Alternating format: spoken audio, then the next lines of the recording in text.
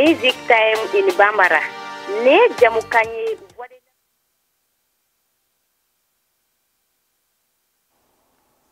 Ambalma o awre ya famia ni wakati na malikura sigira au klube mudibo dambele kumakana kabi Washington DC.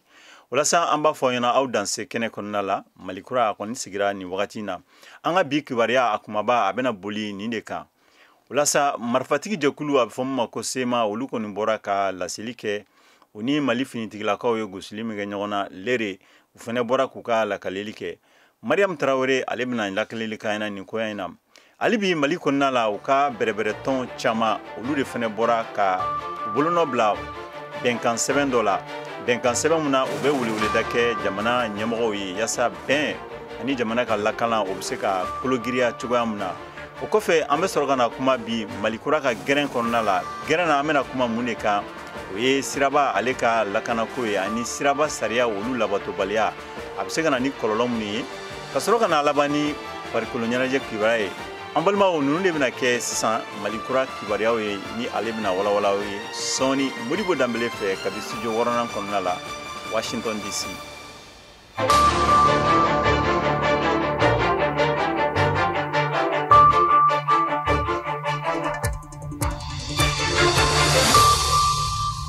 Ambalma o adanse kene konna la malikura sigira au klube ana onyebe Modibo Dambele la kabi Washington DC. Ambe soro ni wakati ni na Facebook kan VOA Bambara ambe soro fana nga YouTube page kan obey VOA Bambara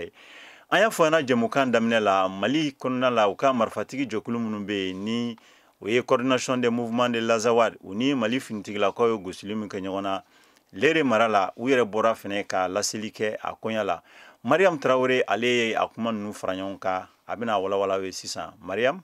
Ni haklina faraɲɔgɔn kan n'a sigilen don ni jɛkulu kelen pe n'o ye coordination des mouvements de Lazawad CMA ye olu minnu ka kulu lakodɔnnen don k'a fɔ ko a fanba bɛɛ lajɛlen ye surakaw ye u ka taabolow dan kɛnɛmaya min ni finitigiw ta tɛ kelen ka kɛɲɛ ni dangariliba ye min kɛra lere karidon septembre kalo tile 17 Tombouctou o mara la a sen fɛ CMA jɛkulu bɔra ka Mali finitigiw dagayɔrɔ 2 bɛɛ gosi Mali finitigiw n'o ye armée malienne ye tun y'a lase k'a fɔ k'u ka finitigi 5 ɲɔgɔn bɛ yen olu ni bɔnɛna 10 kelen bɛ olu tununa wa ko Mali finitigiw ka kɛlɛkɛ sanfɛ pankulu kelen fɛnɛ o tiɲɛna ka fara jadi jɛkuluma ma 30 ani kɔ ɲɔgɔn bɛɛ lajɛlen fagara finitigiw fɛ jɛkulu maramafɛntigiw n'o ye groupe rebelle ye bataki dɔ labɔ min kɛra kunnafoni di senfɛ arabado bɔlɔlɔ siraw kan k'u ye mɔgɔ 8 ɲɔgɔn bɔnɛ ani na mɔgɔ 12 olu jogina u ka fanfɛ lɛrɛ 3 o kɛlɛ kɔnɔ ni bataki kelen in fɛnɛ kɔnɔ u y'a lase ko Mali finitigi mɔgɔ 35 ɲɔgɔn de bɛ minnu bɛɛ lajɛlen fagara u fɛ ka fara mɔgɔ 10 ni kɔ ɲɔgɔn jogini kan ani kɛlɛkɛ sanfɛ pankulu 2 olu fɛnɛ bɛɛ lajɛlen tiɲɛni kan u ye min fara u ka laseli kan ko a kɛlɛkɛ pankulu bolibaga mɔgɔ 1 o fagara a bolibaga 2nan k'o ma se ka ye u ye min sɛbɛntiya nin bataki in kɔnɔ ko Mali finitigi 5 o de minɛna ka kɛ kasoden ye wa ko dɔw b'u cɛla bɛna sɔn ka labila waati natɔw kɔnɔ ka sabu kɛ u ka kɛnɛya ko ye i n'a fɔ bataki in kɔnɔ kuma y'a lase cogo min na bataki min bolonɔbilala kulu fɛ min bɛ wele ko cadre stratégique permanent CSP olu kɔni y'a yira k'a fɔ ko Mali finitigiw dagayɔrɔ nunu bɛɛ lajɛlen sera ka bin jadi jɛkulumaw tigɛ kɔnɔ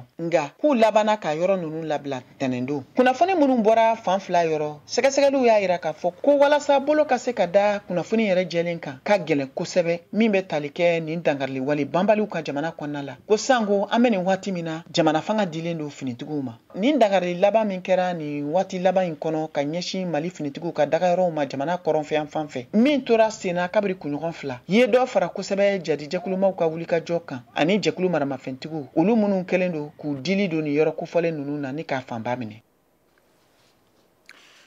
Balma alibi an bɛ tɛmɛ ni an ka jɛmukan an bɛna Mali kɔnɔna la a yirala k'a fɔ ko u ka bɛrɛbɛrɛtɔn ni o ye parti politique dɔw ye olu kɔni y'u bolonɔ bila bɛnkan 7 dɔ la mun sen fɛ u ka laɲini ye mun ye ka ɲɛsin jamana ɲɛmɔgɔw ma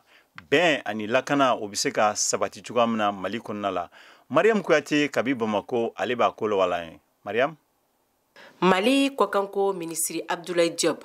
ale de subantila ɲina ni ka taa Mali haklinantaw fɔ diɲɛ seleke 4 forobatɔnba kɛnɛ kan ani maa minnu bɛ ni sankunbɛ kɛnɛ kan o ye sigida sanuya ani yiriwa sabatili ministre ye Mamadou Samake ani Asamba Diallo Touré kɛnɛya ni sigida yiriwari ministre do olu bena kuma ta u ka baara dɔntaw kan yaasa yɛlɛma be se ka don a fiyɛmayɔrɔw la min ye Abdoulaye Diop ye ale kɔni y'a yira ka ban ka ni mafale minnu be diɲɛ kɔnɔ n'olu ye Mali teriw ye ka n'olu be ka ɲɔgɔn ye ni ka kuma falen kɛ yaasa Mali be se ka dɛmɛ cogo min na an ka dɔn ka fɔ Abdoulaye Diop ale kɔni bena laselibaw kɛ kɛnɛ kan kɛrɛnkɛrɛnnenya la lakana ko bɛɛ ni keleya ɲinini fo ka taa se transition ale timɛli kow ma an b'aw ladɔnniya ka fɔ ko nin ye diɲɛ seleke 4 forobatɔnba ka kɛnɛ sigi ko 78 ye ɲina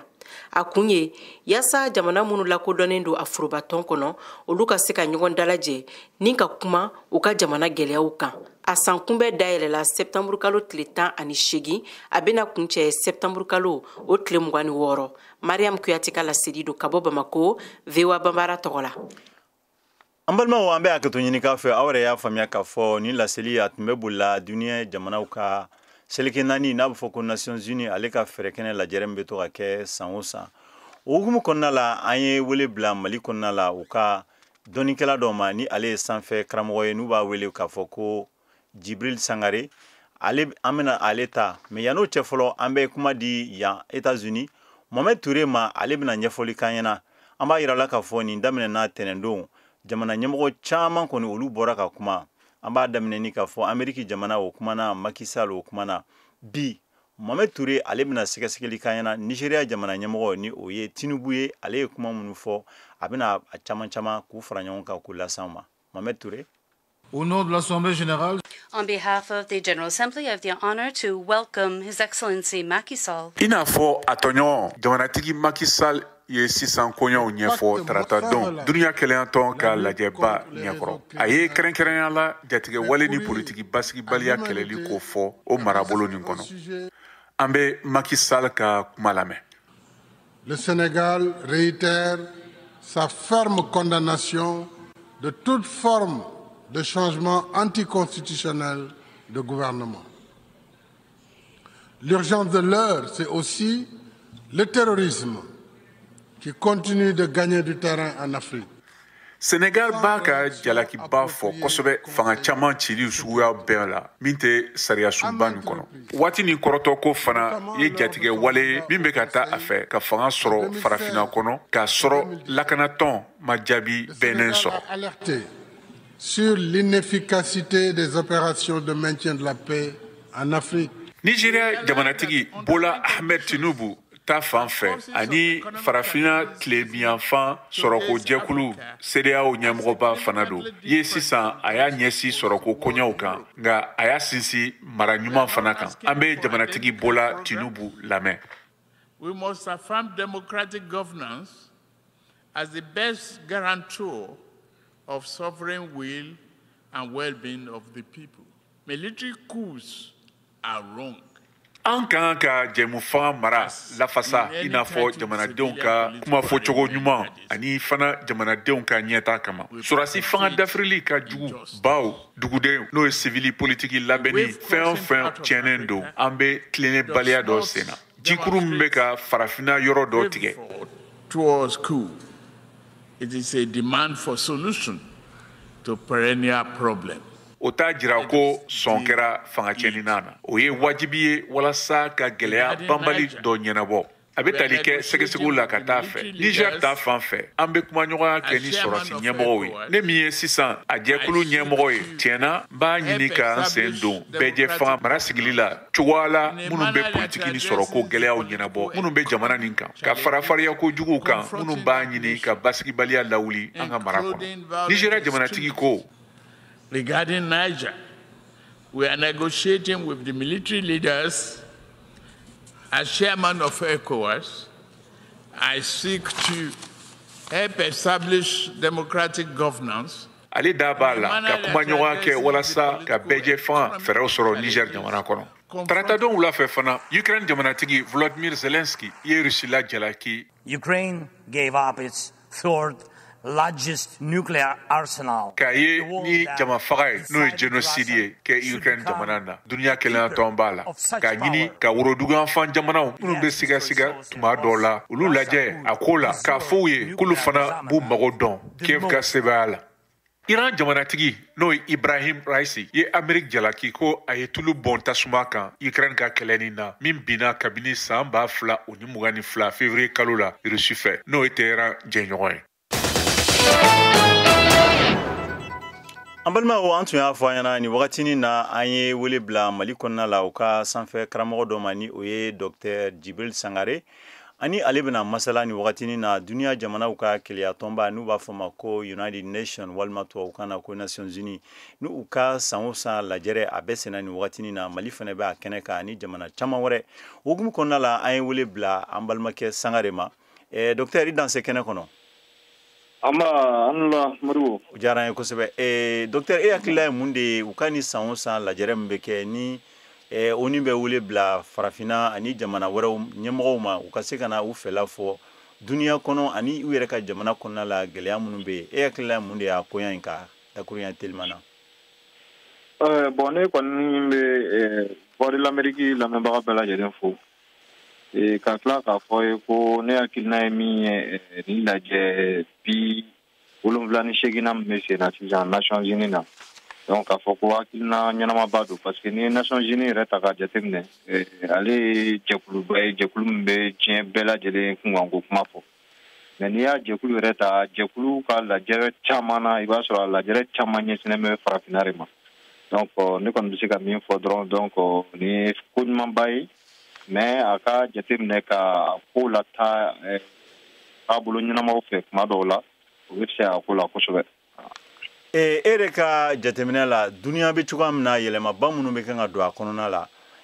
ani kow yɛrɛ bɛ kan ka taga cogo min e yɛrɛ bolo yɛlɛma jumɛn kan ka don ONU yɛrɛ taga cogoya la ka ɲɛsin farafinna ani duniya jamanaw ma nin wagati in na. Bon komi n yɛrɛ bɔra ka fɔ kuma kɔnɔna na sisan parce que ni ye diɲɛ yɛrɛ ye bi bi in na ni ye ONU yɛrɛ ka baara taabolo jateminɛ a 70 ni sarala i b'a a 100 sarala i b'a sɔrɔ ko 70 o ɲɛsinnen bɛ farafinna problème de ma donc an kɔni bɛ se ka min fɔ ONU kɔni ka baara caman ɲɛsinnen bɛ farafinna de ma parce que i b'a ye k'a fɔ ko problème de ka ca anw ka farafinna jamanaw kɔnɔ donc o problème caman de bɛ taa ɲɛfɔ ONU tribunaux na pour que solution bɛ se ka sɔrɔ o problème na cogo min na diɲɛ kɔni bɛ yɔrɔ min na bi bi in na bɛɛ b'a dɔn k'a fɔ ko diɲɛ ɲagaminen don kosɛbɛ diɲɛ ɲagaminen don o yɛrɛ ye diɲɛ n'a taabolo ye k'a sababu kɛ jamanaw bilalen don ɲɔgɔn ma n'an b'o wele nanzarakan na ko mondialisation n'aw anglais yɛrɛ b'a fɔ ko globalisation donc o kɛra sababu ye ka diɲɛ dayɛlɛ min kɛ bi bi in na donc an bɛ se ka min fɔ k'a fɔ ko baara caman kɔni bɛ yen o kalifalen bɛ Nations Unies ma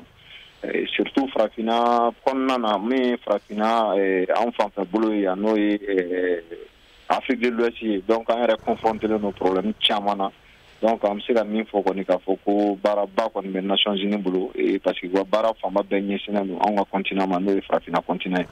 ye. Ɲininkali laban an b'a dɔn k'a fɔ Nations Unies la jamana 5 de bɛ droit de veto bɛ minnu bolo ni olu ko a bɛ dan yɔrɔ min na walima kelen ko a bɛ dan yɔrɔ min na a bɛ dan yɔrɔ de la farafinna dun fɛnɛ an b'a ye k'a fɔ a jɔyɔrɔ ka bon nin koɲa in na an y'a ye nin wagati laban in na hakilila bɛ ta k'a fɔ ko farafinna fɛnɛ ka se ka kɛ a membre permanent ye dɔw yɛrɛ ko pour que farafinna yɛrɛ bɛ se ka droit de veto sɔrɔ e hakilila mun de ye nin ko in na.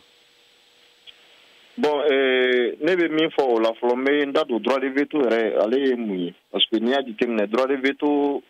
bɔlen bɛ ONU yɛrɛ ka gafe sɛbɛn b'a la o jɔsen 27 n'an b'a wele ko charte des Nations Unies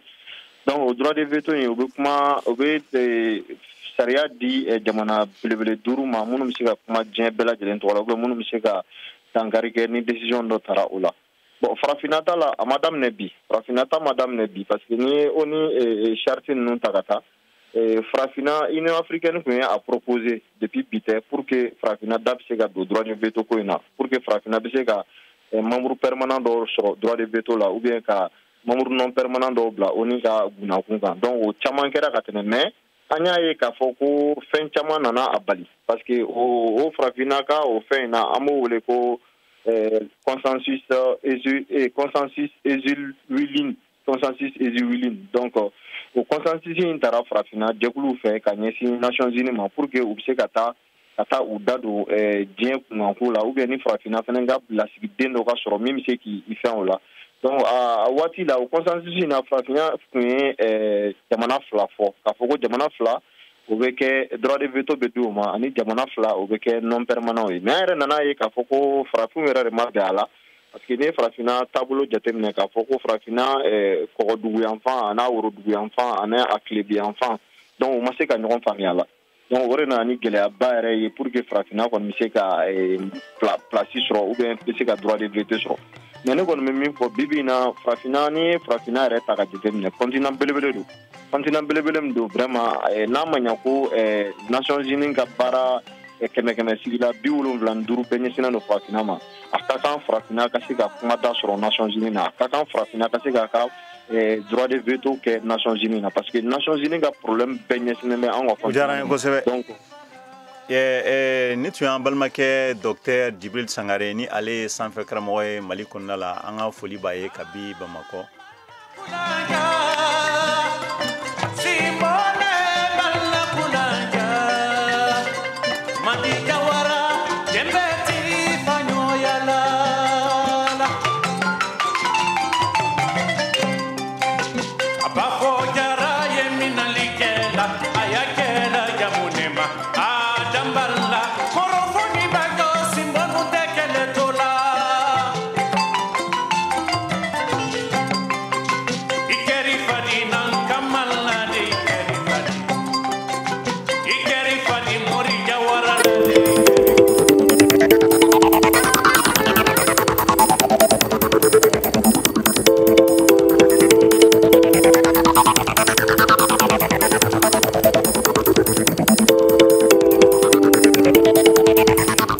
VOA Afrique ni VOA Afrique ye una adamadenw lafiyara kunnafoniko la.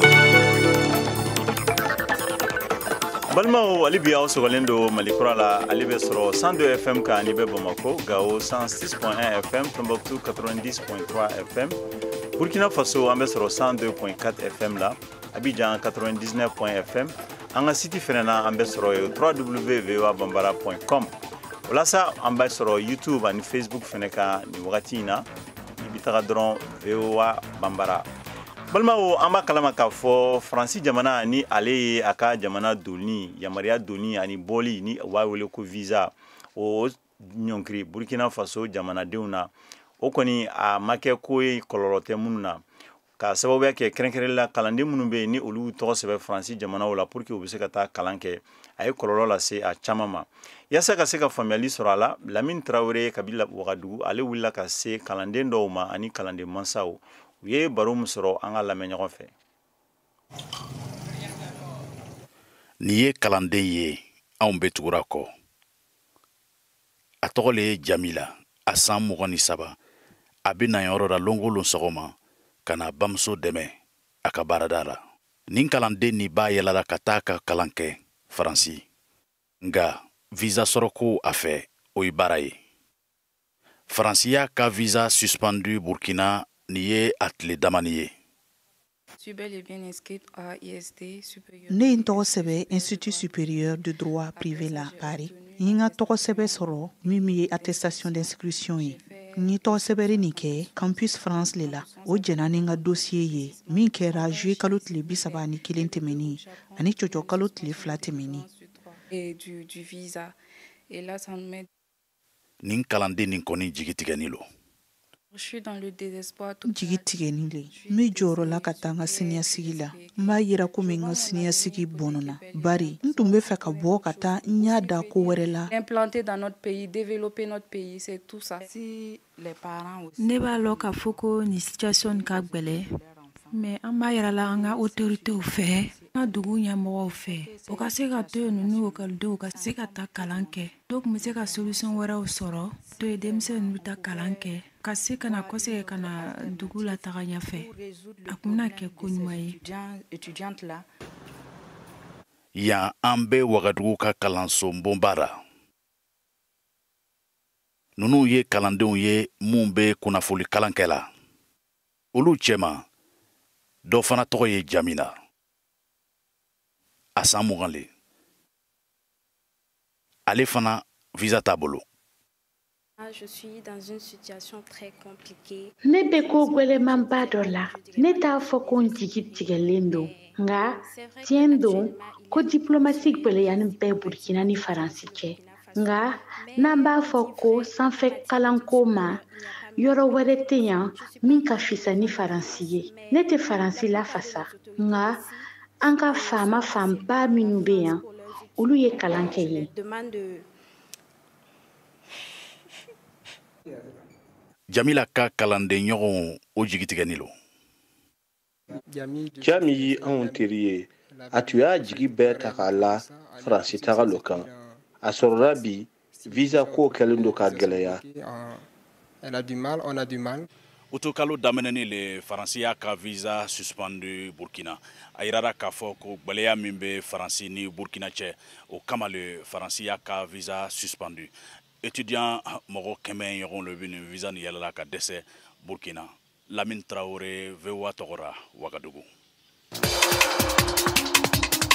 Aw de bɛ kunnafoni mɔlen sɛnsɛnlen di anw ma bamanankan na. VOA Afrique filɛ nin ye 102 fiɲɛ sira kan Bamako, Mali la.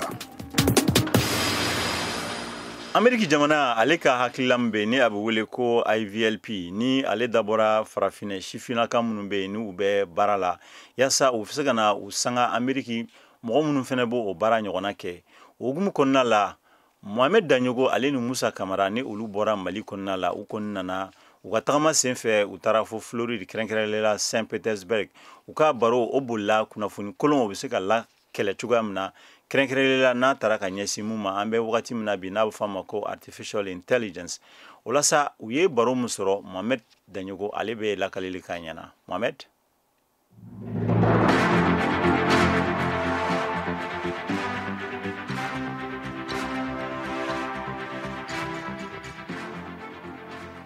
Kamara ye ka fɔ ko bi sɔgɔmada na kɔni an ka kalan taara mun kan o de ye ko intelligence artificielle ko fɛn min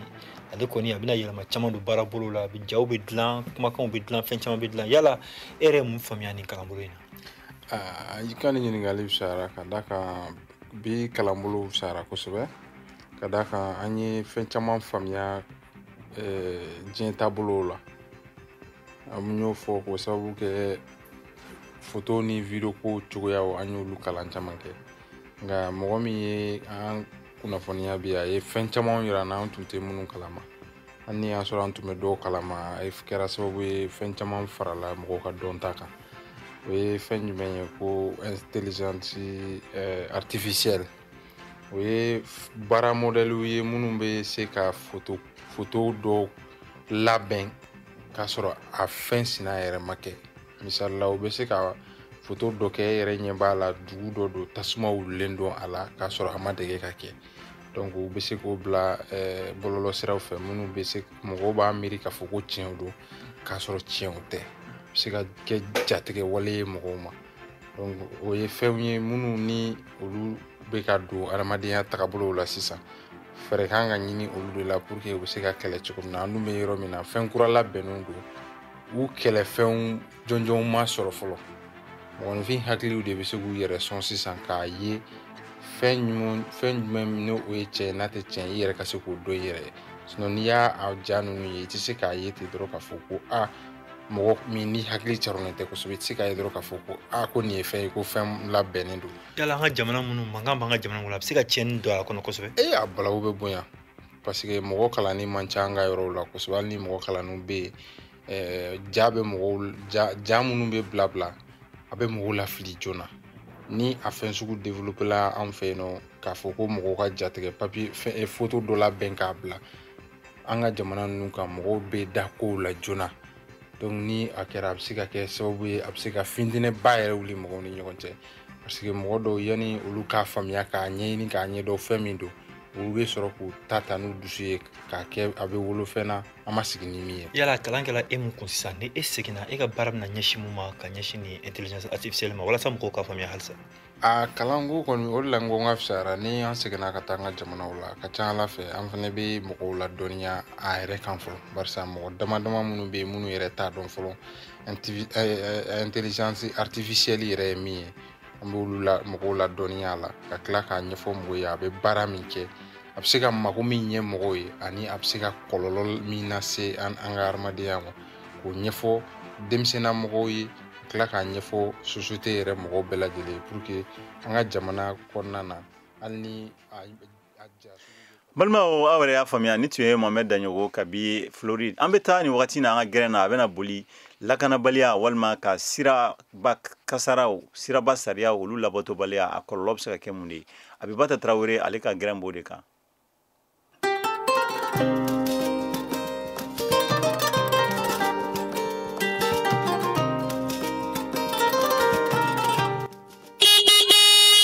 Bi Bamako sirako la siga t'a la ko moto taxiw ye faratiba ye clients ni bolomafɛnbolila tɔw bolo walasa ka kunnafoni wɛrɛ sɔrɔ o ko kan bi gɛrɛn taara se moto taxi bolila dɔ ma ani client dɔ fana ka fara jamana lakanani baarada min bɛ wele ko ANASER o baarakɛla dɔ ma Nuhum Kone ale ye ANASER kumaɲɔgɔnya ɲɛma ye moto taxi bolilaw filɛ nin ye ni ye moto ta ka boli ten ka sɔrɔ i m'a ɲɛɲini a bɛ laban kɔlɔlɔ la kɔlɔlɔ ye jumɛn ye o ye accident de ye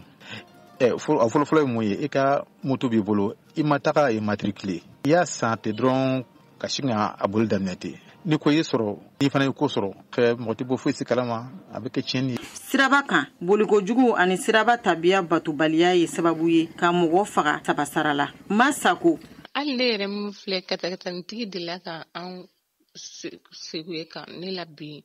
fonze digɛ kɔnɔ an tatɔ rétroviseur t'u la u tɛ fɛn ye o y'a sɔrɔ ne bɛ a droite yɛrɛ de fɛ mais a nana dɔrɔn ka sin ka et puis n'u ye wo fɛn fɛn u b'a fɔ k'u bɛ don fɛ wo ne ni mobilitigi cɛ jagoya ka don fɛ a sinna ka na an jɔlen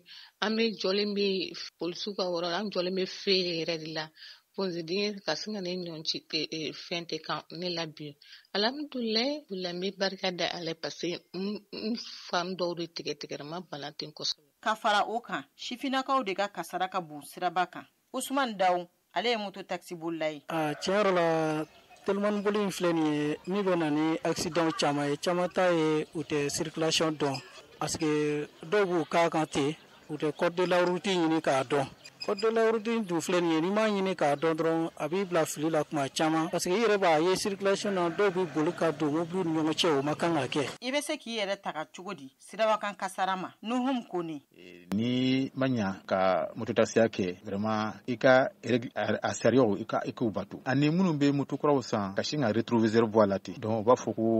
ko ni rétroviseur to a la ko i ma civiliser donc u bɛ sin ka bɔ a la ou bien u b'a lajigin donc o tɛ baara kɛ n'a ye ani minnu bɛ yen u bɛ moto boli u bɛ mɔgɔ ta casque t'u kunna u ye mun ta o fana tɛ casque t'u fana kunna k'a sɔrɔ sariya kɔrɔ min nana code de la route kura hali kɔrɔlen a y'a wajibiya mɔgɔw ka casque don u kunna mais mɔgɔ caman bɛ yen u bɛ mɔgɔ ta u tɛ casque don o ye fana minnu ta olu fana tɛ casque don donc o fana ye kɔlɔlɔ dɔ ye ani a bɛɛ lajɛlen bɛ taa olu mun na o ye siraba ka kasara de ye sabula i ma sariya gafe mun bɛ code de la route ye i ma o bonya.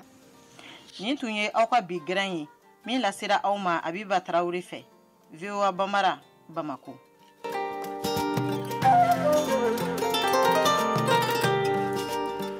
Balimaw an sera ni wagati na Malikura ka falikuru ɲɛnajɛ kibaruya ma Siyaka Traoré palan b'i bolo.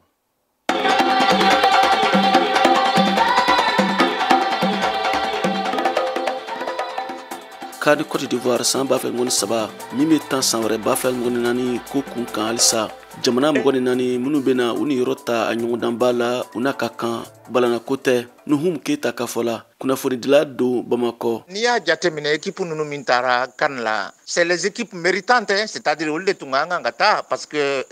Coupe d'Afrique des Nations a kelen bɛ ka kɛ comme sous forme de championnat ou vraiment ni équipe min préparelen tɛ i jɔyɔrɔ tɛ se ka bonya kosɛbɛ équipe ninnu min taara CAN la olu équipe de tun ka kan ka taa namaraman k'a la parce que compétition de don c'est comme mɔgɔw bɛ taa examen kɛ cogoya min na n'i ka examen préparé examen don a ka ca ala fɛ équipe kan k'u labɛn de chaque année non seulement en termes de championnats nationaux parce que football ye min ye génération ko de don il faut que école de football ka multiplier il faut que o école de football la politique d'encadrement ka kɛ jamana yɛrɛ ɲɛmɔgɔw ka dɛmɛ don club ninnu ma ka an ka championnat professionnalisé ka organiser ka sponsor ɲɛnamaw k'a la ka kɛ véritable championnat ye o de bɛ se ka ni kura di an ka équipe nationale ma o de bɛ se ka relève préparer ni o bɛ jamana o jamana kan i tɛ se ka Coupe d'Afrique des Nations jɛ. C'est pour cette raison que je dis. Balma aw yɛrɛ y'a faamuya ni de bɛ dan sigi an ka bi Malikura kibaruya la mun labɛnna Jo ani Cheikh Umar Tiro fɛ Modibo Danbele ale tun bɛ kuma barani na aw k'an bɛn siɲɛ wɛrɛ.